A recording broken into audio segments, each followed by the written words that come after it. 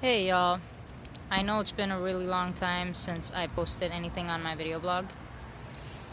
Um, and that's because I took a hiatus, much needed hiatus, from not life in general, but the social networks as such. And in some ways, I suppose my life in general.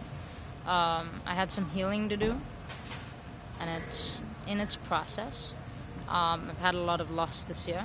I've lost people that I've cared about to death and to life, and so it is.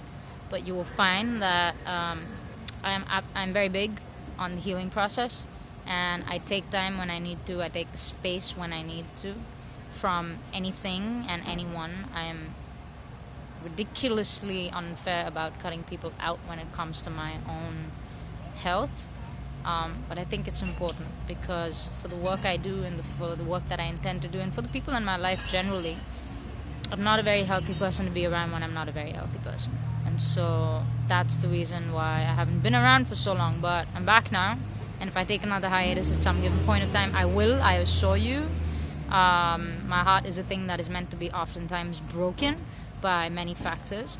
And life sometimes just throws things at you that you weren't expecting. But so it is, right? So as needed, I will take a hiatus, and as needed, I will come back because I do know that my voice is needed in this world, and I am very lucky to be able to share it. So the last time, let's pick up where we left off. The last time I did a video blog, some comments that I'd received on the blog, or questions, were about wanting to know more about my experience in India. So I'll go ahead and share part of that with you. Let's go from maybe when I started performing, when I started understanding that I was performing a gender, and when I started understanding that I was performing what is a non-conforming gender, right? So I am a human in a female body, which I am very proud of and I like very much now. It has taken time to come to that, but I do very strongly perform the masculine gender, right? So let's say, and I remember this actually very, very distinctly because my mom used to go shopping with me all the time until I reached the 9th grade, and then I went shopping with my cousin brother, and she gave me money and she said, go do whatever you want, you go shopping. And I was very excited because I was very fond of this cousin brother, and so we went, we hung out for a bit and everything, and we shopped. And he used to be a really good dresser, and I used to kind of emulate myself after him, right? So I still used to perform masculine when I had the choice of clothes, but my mom usually had like 90% choice of clothes until for whatever reason she just asked me to go shopping with my cousin. And I bought a whole bunch of pants and a whole bunch of t-shirts and some really nice button-down shirts, etc., because I wanted to dress like him because he was such a good dresser. And my mom was very insistent that if I shopped for myself using the money that she gave me, she also got to shop for me using the same amount of money, right? So it was kind of like an equal draw. But I didn't care at that point. I didn't understand what negotiation meant. I was just happy that I was getting to buy the clothes that I wanted to buy. So that's really when I remember that shopping spree, and I remember it so vividly. I remember seeing these really nice, I used to go to these outlet stores in India, and he used to take me there, and it's really nice polo button-downs, Ralph Lauren polo button-downs. I'm a huge brand person. I really like brands. For whatever reason, I don't know. But I really enjoy brands. And so I was very happy. And at that time, of course, let me take that back. I know why I enjoy brands. I will share that with you in another time. But at that time, I did not know that I liked brands, right? But when I saw these brands and my cousin would marvel at them, he was 14 years older than me. He is 14 years older than me. So he would marvel at them and go like, oh, it's a polo shirt. It's a Ralph Lauren shirt, right? Or that's Tommy Hilfiger. The way he said it, immediately it was an excellent brand in my mind. Immediately, right? And so I completely reveled in that. All of them fit me so well. Of course, I was wearing boys' clothes. They fit me so well, and I just really liked the way I looked. But slowly but surely, as time moved on, and I started performing the masculine gender more, I also kind of started realizing that the little crushes that I was having in school, I was having on girls, right? other girls my age, slightly older than me, slightly younger than me. But I was having them on girls, and it didn't make too much sense to me, because I like dressing like a boy, and I had crushes on girls. And at that point in India, you never use the word lesbian or gay or homosexual. So, but you did have something. You did have another gender, trans, which typically people defined as someone stuck in the wrong body. And that's exactly what I thought I was.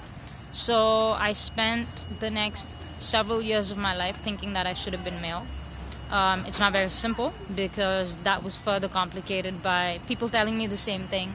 Women that I dated saying things like, if only you were a guy, we could have been married, this could have happened, that could have happened, so on and so forth. And somehow it always seemed that the only way that I could actually be and be with who I wanted to be was to be a man in this world. The first part of which I'm sure so many women already feel, right? Just by way of privilege, there's just so much more to being a man in this world, apparently, than there is being a woman. Total bullshit. I realize that now. I did not know that then at all. I was just completely riddled with the idea that I was born to be a man, and that was never going to come true. And just extremely troubled by the question of, what do I do? What do I do now? There's nothing that I can do. And of course, I fell in love with somebody that I did want to spend the rest of my life with. I fell in love with the only human in my life that I have ever envisioned such a long and rich future with, despite the fact that both of us knew that that was impossible. She's the only person that I've ever felt that strongly for before. And the only way that I could be with her was to be a man. And of course, in the bargain, I lost her without question. But the only way you can love is to be a man. The only way you can be who you want to be is because you want to be a man. The only way that you do love the way that you love is because you were supposed to be a man. So in so many ways, I thought that I was trans, and that was part of the huge. That was a huge difficulty, because obviously for obvious reasons, but also for other reasons, right? Like not being taken seriously by men, but not being taken seriously by women. Except for this one human, other women that I dated, I was always wondering whether they were waiting for the next best thing to arrive. Always wondering if they were waiting for the next best thing to arrive, and I was just some sort of transitionary, stopgap while the next thing comes along. You will suffice. You'll just have to suffice, kind of feeling. So that was really difficult. And that's part of how I spent most of my teenage years and my early 20s. But we'll get back to that a little bit more in my next video blog. We'll talk a little more about what gender identity means in India, or gender identity meant in India, and what sexuality meant, and which one of those, or how both of those were problematic, but which one was more problematic because of its visibility, right? Okay, thank you very much. Again, thank you for being so patient through my hiatus. If you have any questions, anything you would like to ask me, if I can, I will answer. Please post in the comments below. Thank you.